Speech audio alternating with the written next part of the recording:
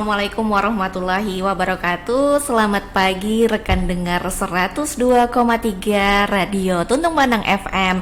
Dan balik lagi seperti biasa di Jumat pagi sampai pukul 11 nanti, kami dari Lensa Dispusif akan menemani rekan dengar dengan berbagai informasi. Dan kali ini temanya menarik nih. Sebelumnya kita sapa dulu Ibu Sekretaris Dispusif Tala, Ibu Ina Gantiani SIPMM. Selamat pagi Ibu. Selamat pagi Mbak Vina. Oke, sehat ya Bu? Iya, sangat bugar Ibu ini. Ibu Ina ini sangat suka berkegiatan fisik ya. Rekan dengar, ini juga jadi semangat untuk kita karena seiring juga dengan kegiatan gerakan olahraga di tanah laut setiap Jumat pagi ya. Oke. Dan selamat pagi juga Bang Hanapianor, tenaga administrasi Dispusif, atau yang bisa disebut Jali ya. Iya, nama panggungnya Jali. Iya, betul.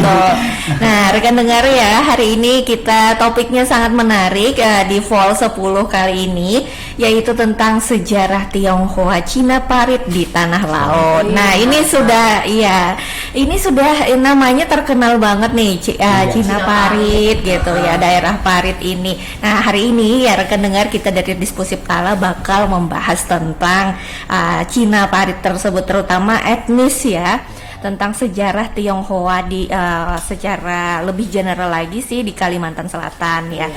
Yaitu Kalsel dimulai sejak abad ke-14. Ini dengan kedatangan mereka yang terkait erat dengan perdagangan berarti ya Bang Jali ya. Motif awalnya gitu, perdagangannya sebutlah emas hitam. Sebutannya kalau lada itu emas hitam ya, zaman dulu emas hitam. Saking emas hitam Bu lah. Oh ini Banjar. Oh betul.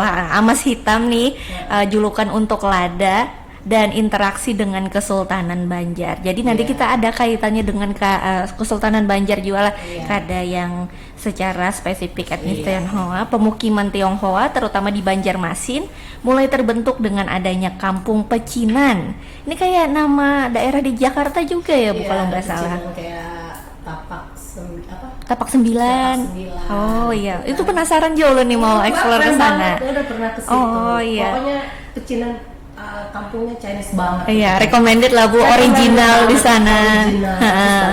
Nah, di Jalan Veteran yang di Banjarmasin juga ini terkenal banget nih. Ulun semasa kuliah dulu sering lewat-lewat Veteran, itu berasa banget khasnya dari kelentengnya gitu. Pada tahun 1736. Udah tua banget ya. Iya, dari abad ke-14 terus tahun 1736 yang dipimpin oleh Lim Bian Ho sebagai Kapten Syah Bandar. Kapten kapalnya berarti Kapten Syah Bandar itu kan di pelabuhan. Di pelabuhan, bukan kapalnya tapi di pelabuhannya. Oh, Syah Bandar itu nama pelabuhan. Kalau dulu kan kalau ke Syah Bandaran kan pelabuhan. Oh iya, berarti dia menguasai mungkin ya, menguasai wilayah yang menjadi penanggung jawab dari kepelabuhanan di situ. Di Banjarraya mungkin Banjarraya mungkin lah pula daerahnya. Oke. Kalau dari Bang Jali nih boleh dielaborasi terkait ini tadi Jadi kenapa kita hari ini membahas sejarah Tionghoa Banjar khususnya di tanah laut. Jadi beberapa mungkin 2 tahun yang lalu atau 1 tahun yang lalu Dispusif pernah mengadakan acara bedah buku Tionghoa Banjar yang ditulis oleh beberapa narasumber. Nah, jadi hari ini kita membahas lagi di radio supaya rekan dengar yang ada di Kabupaten Tanah Laut, khususnya Kabupaten Tanah tahu itu tentang sejarahnya. Jadi ke waktu bedah buku kan kita secara offline tuh pesertanya terbatas. Nah, kali ini kita sebarluaskan ke pendengar masyarakat Tanah Laut dan rekan dengar Tuntung Bandang FM. Silahkan Bang Jali. Wilayah Tanah Laut termasuk bagian dari perluasan peradaban Kerajaan Sarunai dulunya. Jadi sebelum Kerajaan Banjar ada Kerajaan Sarunai. Di situ beberapa rumpun suku Dayak dulu di daerah Meratus Buya. Jadi Barito boleh. Barito itu kan ngikutin wilayah sungai. Iya. Di suku Dayak Maanyan.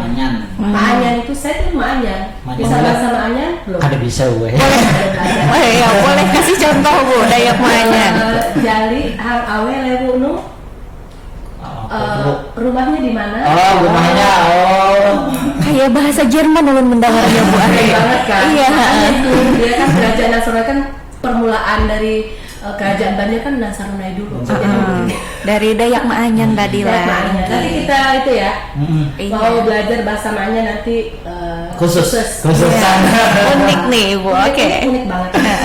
Setelah itu kan kerajaan Nansuguna ini diduduki oleh bangsa Majapahit. Iya. Habis itu muncullah kerajaan negara Dahan dan negara Dipa. Baru muncullah kerajaan Banjar Oh, gitu. jadi panjang ya. Panjang asal-usulnya nih buat kisahnya nih.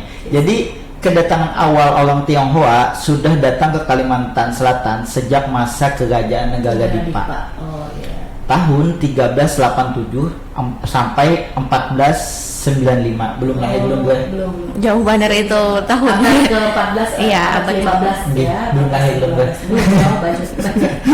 Bahkan diundang untuk membuat pembuatan logam. Jadi kerajaan negara Dipa ini cikal bakal kerajaan Banjar. Nah, jadi bubuhan Tionghoa, bangsa Tionghoa ini harap mendesain-desain gitu nah. Cek itu gue. Mungkin Ibu Ina bisa nambahkannya. Mungkin itu apa namanya? Tapi juga seiring waktu setelah dia datang ke pada masa kerajaan negara Dipa itu, pedagang Tionghoa itu datang dan langsung berinteraksi dengan pedagang Banjar dan suku Dayak Ngaju atau Biaju. Oh, Biaju. Jadi itu beda lagi ya dengan yang suku apa namanya yang tadi orang Dayak Maanyan tadi. Biaju itu beda lagi gitu ya. Nah, kalau yang suku Dayak Biaju itu dikenal juga sebagai Dayak Ngaju. Dayak Ngaju namanya ya. Dia adalah salah satu suku Dayak asli yang mendiami wilayah Kalimantan Selatan, Kalimantan Tengah, dan sebagian Kalimantan Barat. Ya. Terus kemudian mereka itu merupakan etnis Dayak terbesar di Kalimantan. Kalau sekarang gitu ya, kayak yang saya tahu gitu ya, suku Dayak Ngaju ini memang mereka penyebarannya luas sekali karena dan banyak menguasai tempat sih. Karena mungkin ladang berpindah kalau dulu ya. Terus dia mendiami tempat aliran sungai besar yang kayak Kahayam, Rungan Manuhing, Sungai Barito, Sungai Katingan juga ya. Terus beda lagi tadi dengan yang suku Dayak Maanyan tadi. Jadi akhirnya Bang Jali ya, saya diketahui suku Dayak Maanyan itu akhirnya menjadi sub-suku kecil malah sekarang gitu. Mereka nggak mendominasi, malah yang mendominasi ini suku Dayak Ngaju atau Biaju tadi yang kalau ke tempat kita gitu. Jadi mungkin itu cikal bakalnya kalau di daerah kita tuh di daerah Bajuin. Oh, karena aliran air nih tadi ya. Mereka ngikutin aliran sungai karena kan mungkin ladang berpindah, dia ngikutin itu. Oh iya. Dan secara histori mereka juga dikenal dengan nama Biaju. Biaju itu untuk menyebutkan kelompok masyarakat atau wilayah sungai atau suatu wilayah atau pola hidup orang suku tersebut. Jadi disebut namanya adalah dengan nama Biaju. Orang Biaju gitu. Orang Biaju. Atau sungai di daerah Biaju gitu. Oh iya. Kalau di daerah ulun mungkin kayak orang Teran gitu Bu. Iya mungkin kayak gitu. Jadi orang Teran nanti apa namanya wilayahnya wilayah Teran. Gitu. Dengan pola hidupnya juga. Pola hidupnya sebagai orang Teran. Karena kan mungkin dia khas ya. Kayak bercocok tanam tadi. Gitu. Berburu, berladang, berpindah. Itu kan biasanya kalau orang Dayak. Jadi Dia bisa. nggak tetap. Oh, jadi bubuhan suku Dayak ini ketujuh berpindah-pindah bola. Iya memang apa namanya lah. Kayak itulah cara pola hidup mereka seperti itu. Jadi mereka membuka lahan udah terus bertanam, setelah selesai panen mereka pindah lagi seperti itu. Jadi itu dibiarin aja. Nanti beberapa tahun mungkin sudah muter kemana, balik lagi ke situ. Seperti itu. Jadi sudah bagus, sudah apa namanya tanahnya sudah subur lagi, sudah lebat, jadi itu lagi digarap lagi. Nomaden Bu. Nomaden. Oh, tapi ada setiap membuka lahan itu biasanya bubuhan suku Dayak ini mengadakan upacara aruh gitu loh. Adalah seperti itulah. Sebagian mungkin boleh. Sebagian, karena kan untuk penghormatan ya. Karena mereka tuh kan hidupnya dari hutan, dari lingkungan, dari alam. Jadi penghormatan terhadap lingkungan alam itu sangat sangat dijunjung tinggi sekali. Gitu. Karena mereka kan hidupnya dari situ. Iya, sumber kehidupan jadi Sumber harus kehidupan, dijaga, dirawat harusnya- dan dihormati. Iya, ya, dan Pak. itu sebenarnya jadi filosofi buat kita sekarang. Gitu. Memang kita hidup, kita tuh harus menghormati segala hal yang memberikan kita kehidupan. Iya, selaras dengan alam tadi. Harusnya seperti itu. Silakan. Silahkan baca Jadi terkait dengan yang itu tadi ya. Oh, gitu. Orang baca balik lagi ke back ini banyak dayaknya nih. Kan asal usulnya tadi Bu. Ya, bahkan ada ulun buku gue yang judulnya itu Dayak Banjar Beding Sanak. Mungkin itu perlu kita Oh, bahas itu. kan. Keren tuh. Dayak Banjar Beding. Nah, Oke. jadi terkait erat dengan perdagangan dan imigrasi penduduk Tiongkok ke Kalimantan Selatan, karena dulu kan orang Tiongkok ini ketujuh berdagang juga ya Allah. Iya. Bahkan di kita ini terkenalnya dengan jalur laut, ya Allah, apa namanya kalau imigrasi? Imigrasi boleh. Migrasi, Migrasi. berpindah. Berpindah Berpindah. dari satu tempat ke tempat yang lain. Nah, migrasi. Jadi lakas bubuhannya ini berinteraksi dengan suku Banjar Cepat ya. cepat lakas Cepat. benar. Jadi Sampai sekarang seperti itu Bang Jali. sampai sekarang Coba kan- lihatin kan kalau orang Tionghoa ya, teman-teman saudara-saudara kita Tionghoa itu pasti dimanapun mereka tinggal, mereka kalau jadi di Jawa tuh jauh banget loh.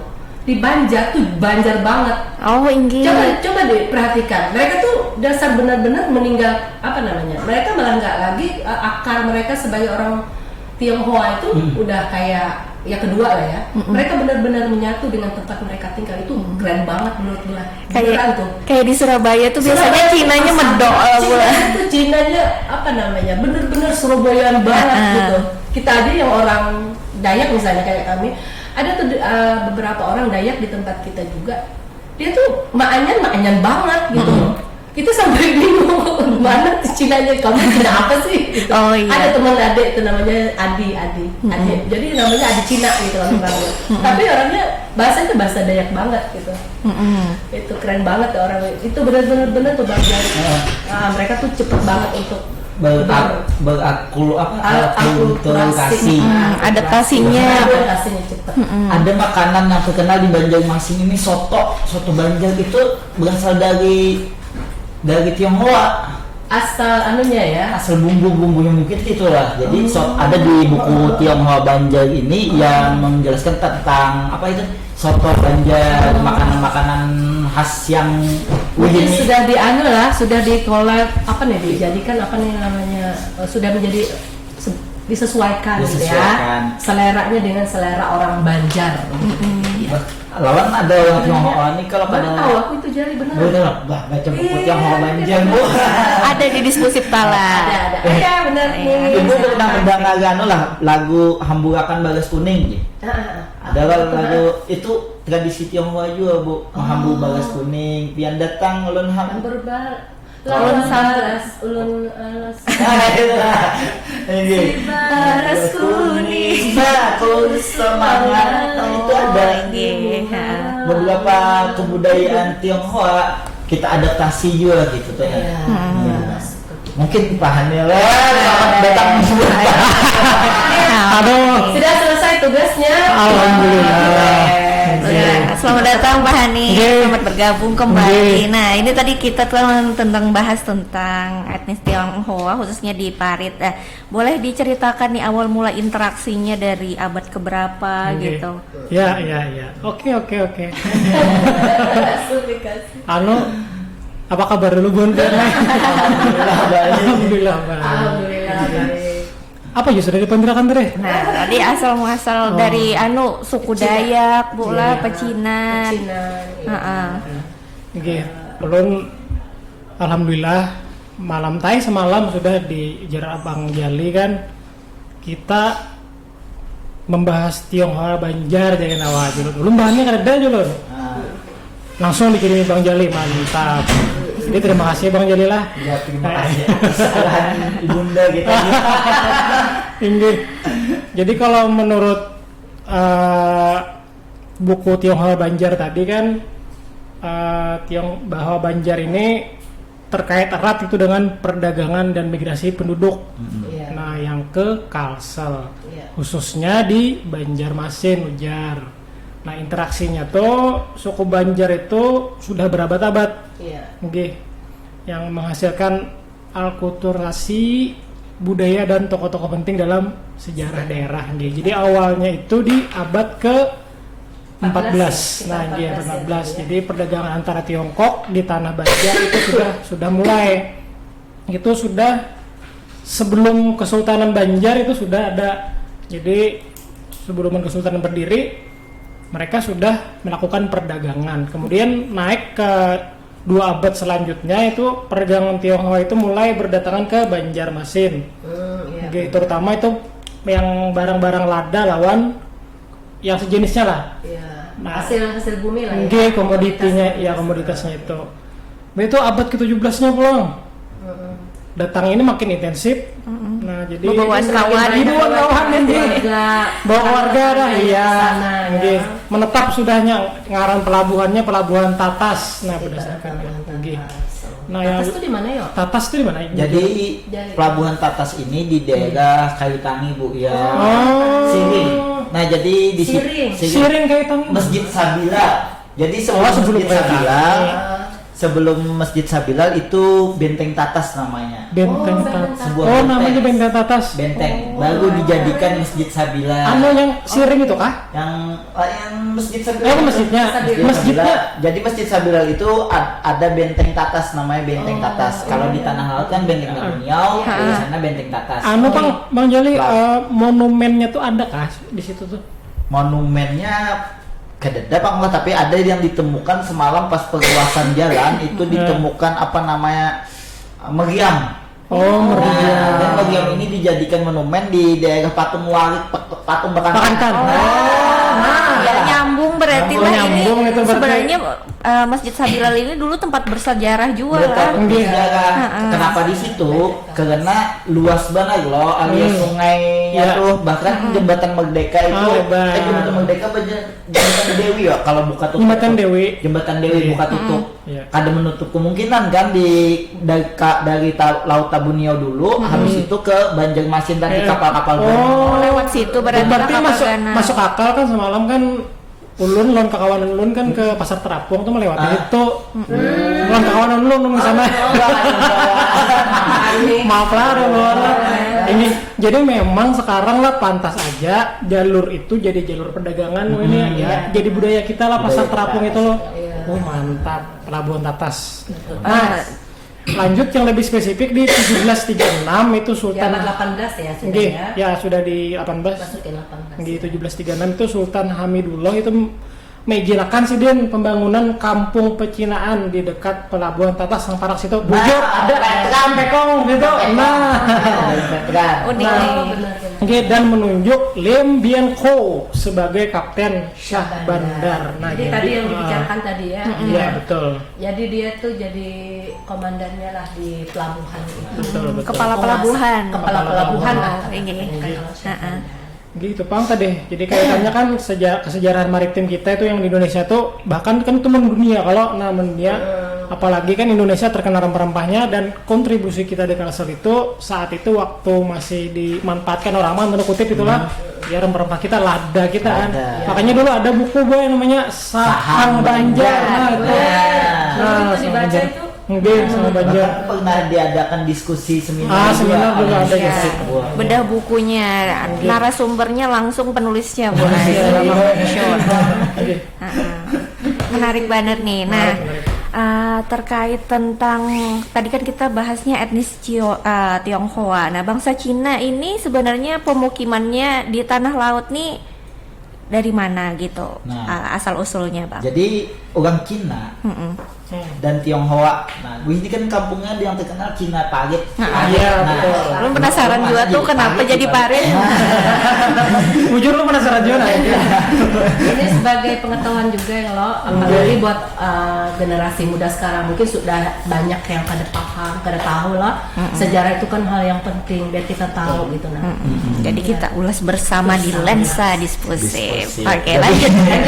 Jadi orang Tionghoa yang disebut orang Cina dalam bahasa Banjar kemudian sebutan Tionghoa Parit muncul karena banyak yang menetap di sekitaran parit atau sungai, terutama di daerah pelahari perkembangan dan permukiman.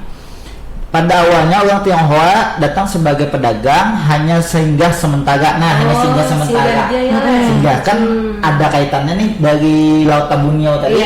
Bisa karena ada kebun lada di daerah Tambunio itu saat itu tuh kebun lada. Jadi ngangkut komoditas itu, lewat, belok, lalu apa nih singgah sementara. Singgah sementara. Sampai mana tadi?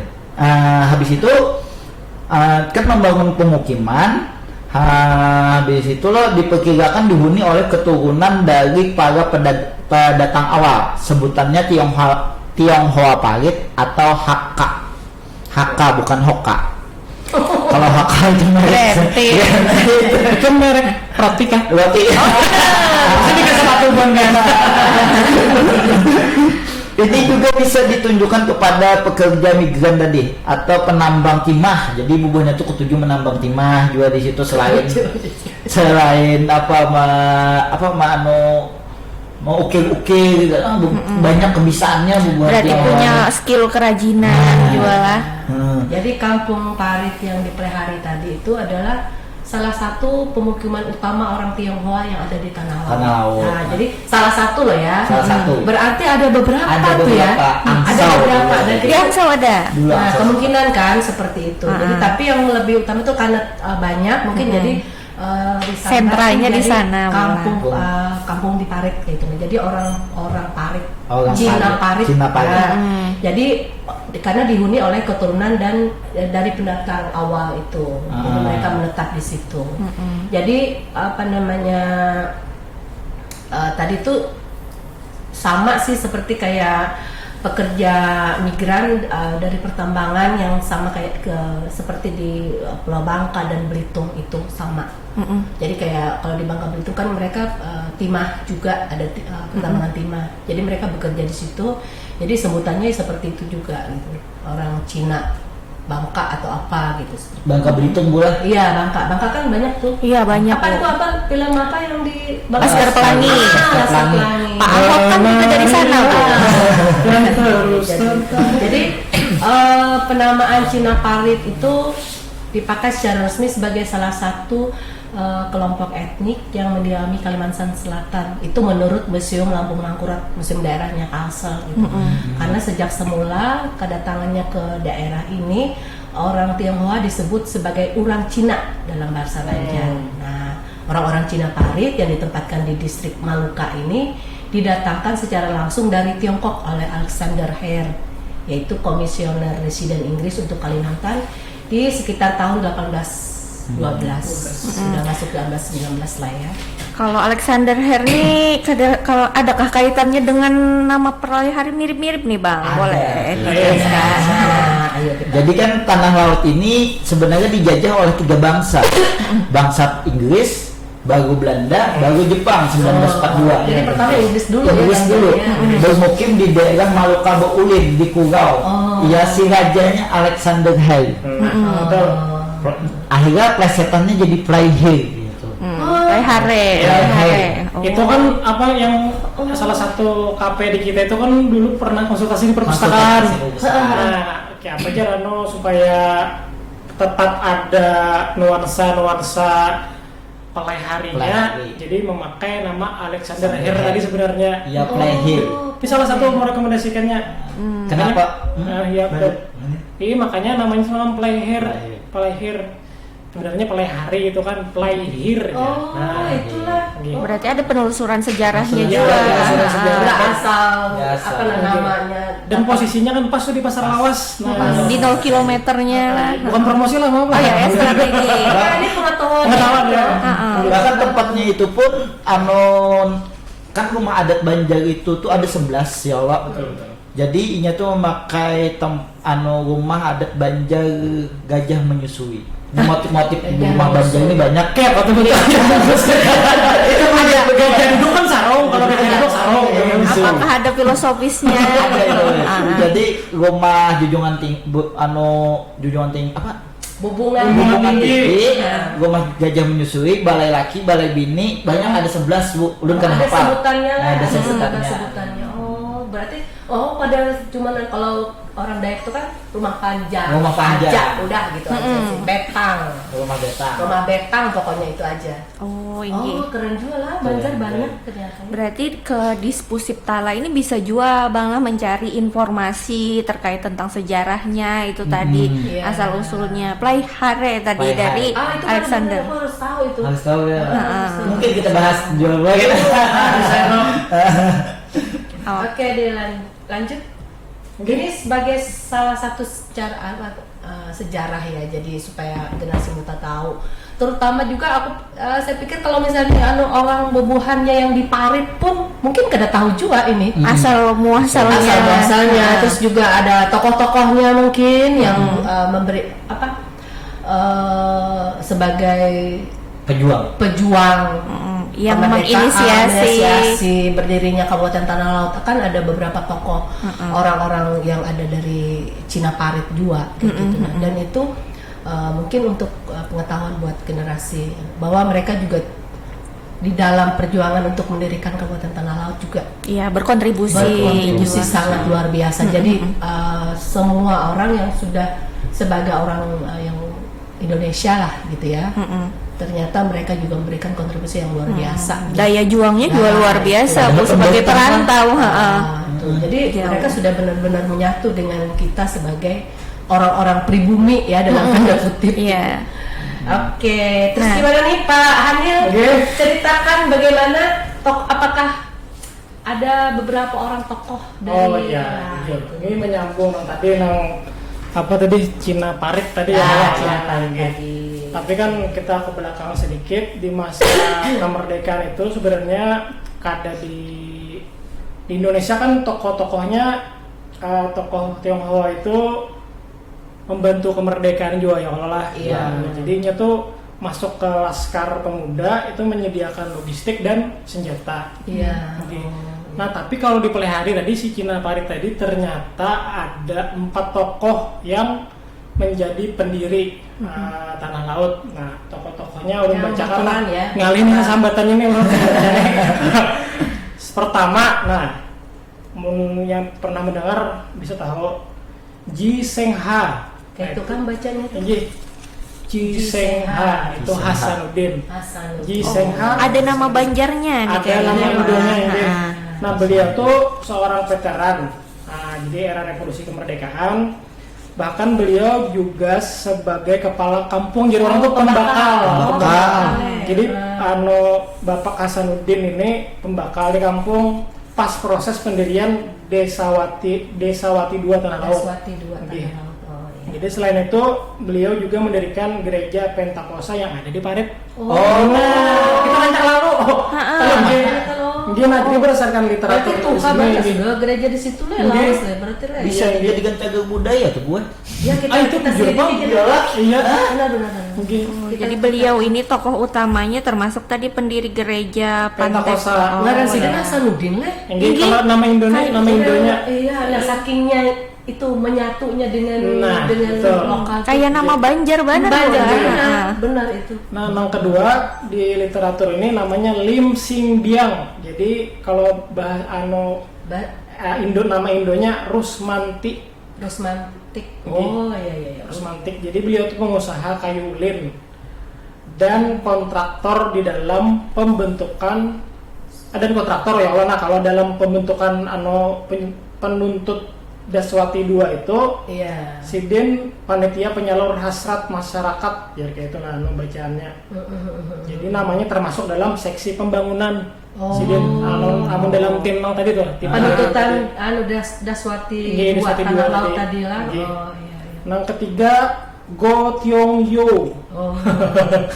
Tiong Yo. Go Tiong Yoe. Nama Yo. Indonya Heriono Gunadi. Oh, Haryono Gunadi ya kalau Jawa ya lah. Nggih.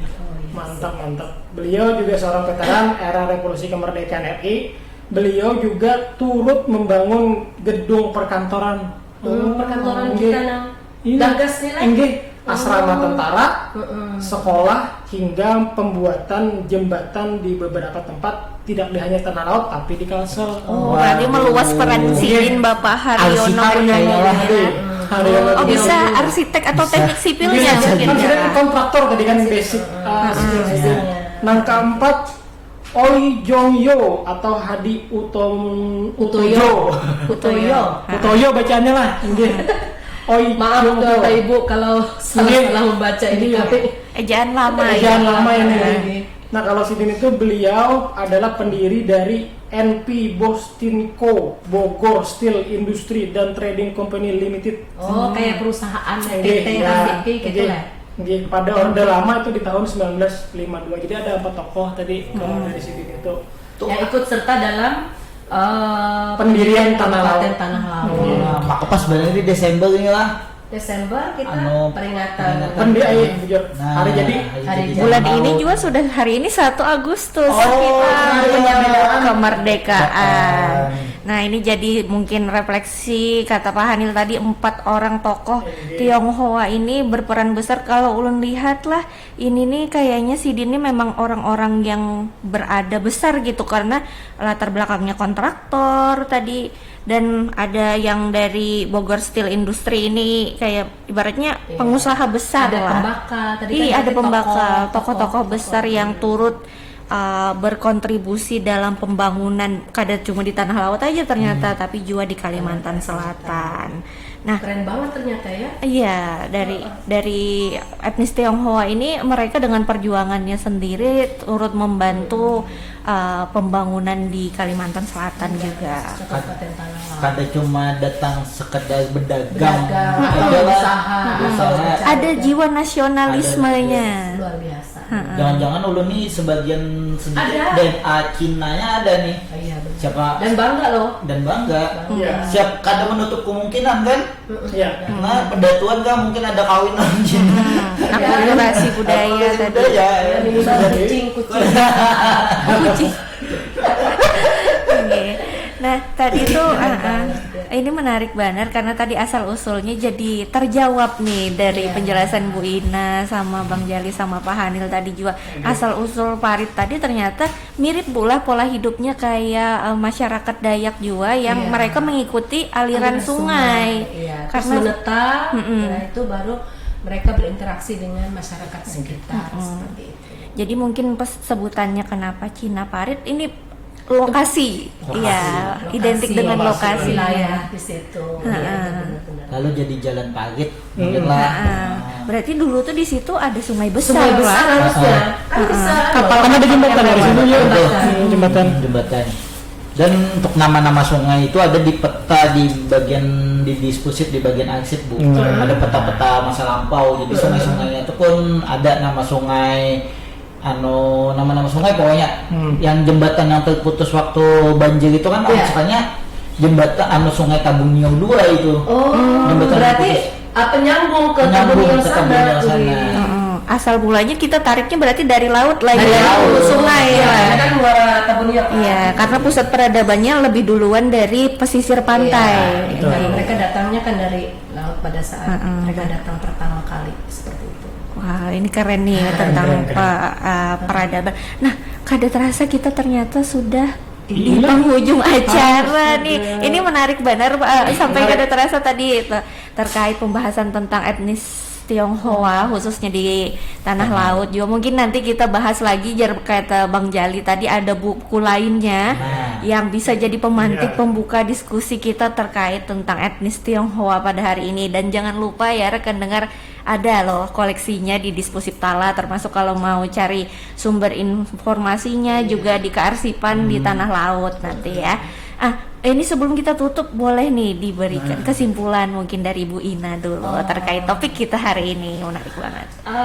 Kesimpulan kalau aku rasanya suatu hal yang membanggakan ternyata pada saat perjuangan kemerdekaan pendirian Kabupaten Tanah Laut khususnya ternyata semua komponen masyarakat tidak membedakan mau dia latar belakang apapun karena merasa sudah menjadi bagian dari tempat Kabupaten Tanah Laut. Jadi kita tuh bersatu seperti itu dan itu sebenarnya suatu hal yang membanggakan. Jadi kita jangan sama sekali melupakan bahwa pada saat pendirian Kabupaten Tanah Laut itu semua orang, semua suku, agama, etnis itu semuanya berperan seperti itu.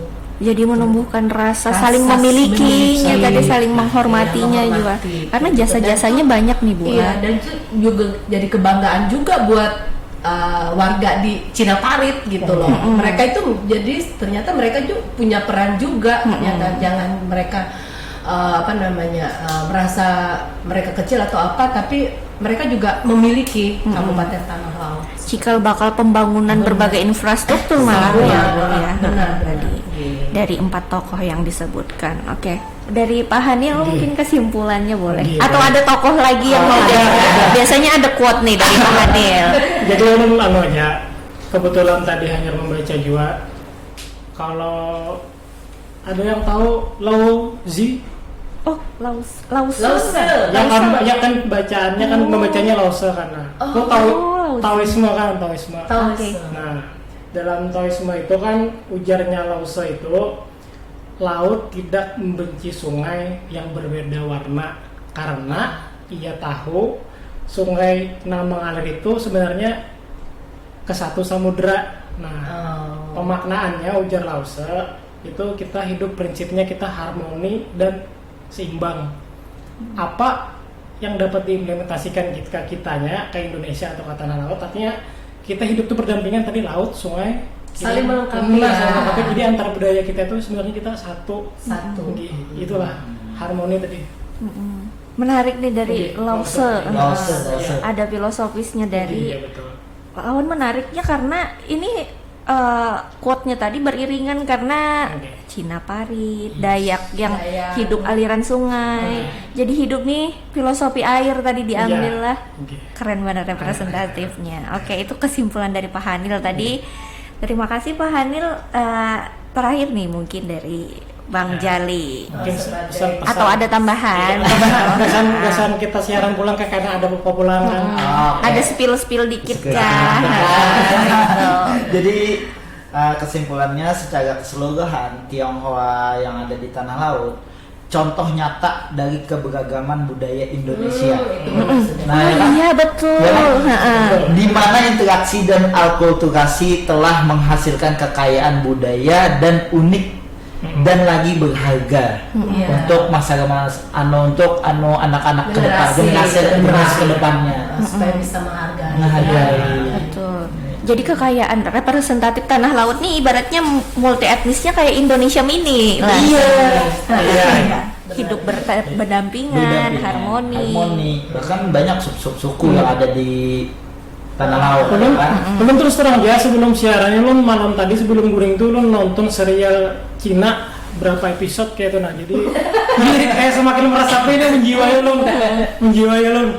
Jadi lu nonton tuh serial yang versi serial difilmkannya lawan anim manhwa donghua lah. Nah donghwanya satu seasonnya yang versi filmnya dah jadi yang lu dapat yaitu tadi di Cina. Kalau Cina itu memang mereka memiliki kultur budaya yang sangat kental benar dan memiliki prinsip-prinsip yang sangat kuat. Makanya kita di sini memang secara kadar kita sadari budaya Banjar dan lain-lain di Indonesia itu memang kita tuh senyawa kayak itu saling melengkapi lah itulah tadi makanya luar biasa memang hari ini temanya Bang Jali. Terima kasih juga Ibu Ina. Jadi semakin kaya nih materi hari ini. Tapi rasanya kada cukup lah sebujurnya. Semoga next time kita bisa bahas lagi terkait akulturasi budaya, terus terutama etnis Tionghoa, Dayak. Tadi banyak juga representasi. Ya nih perlu karena Iya, kita bahas tentang Dayak Banjar Dayak. Bedinsa. ini menarik. Kenapa ada Dayak Ngaju di tanah laut? Ya kalau nah habis itu kenapa ada kerajaan Nansaguna? Ada apa dengan hubungan kerajaan Banjar? Makanya Iya kita bahas benar itu tentang hubungannya dengan kerajaan Banjar. Nah, Titik terujung di tanah laut di Kintab, desa apa tuh Pak namanya? Riam. Riam Adungan. Nah, apakah di situ banyak juga suku Dayaknya dan asal usulnya perannya? Seru nih. Seru. Oke. Episode selanjutnya. Apa bahasa Inggrisnya kena? To be To be continue. Nih, kayak series juga Yes, kita. yes, Nah, yes. kita hari ini sudah di episode fall ke-10 pembahasan tentang etnis Tionghoa, sejarah Cina Parit ya. Luar biasa menarik. Terima kasih atas kesimpulan dan informasi yang diberikan hari ini Ibu Ina, Pak Hanil dan juga Bang Jali. Siap. Luar biasa kaya materi. Semoga pembahasan hari ini dapat memperkaya hasanah wawasan kita khususnya tentang sejarah di Kabupaten Tanah Laut. Dan rekan dengar jangan lupa tetap cintai sejarah karena kata Bung Karno, jas merah. Oh, Jangan lupakan sejarah. Dan hari ini, ya Bu, silakan. Dari apa? Nanti didengerin, bisa dilihat di Instagram kita ya, di diskusi. Oh, iya. Ah, iya. Nanti bakal tayang klip-klipnya. Iya, yang bakal. Terus ini juga live ya Oh, di ada di ya, YouTube? iya, di Facebook. Oh, Ya, Facebook Facebook Radio Radio Tuntung Tuntung Pandang. Nah, rekan dengar terima kasih telah mendengarkan Lensa Diskusi Talafol 10 pada hari ini. Semoga bermanfaat bagi kita semua. Salam sehat, tetap semangat dan sampai jumpa minggu depan.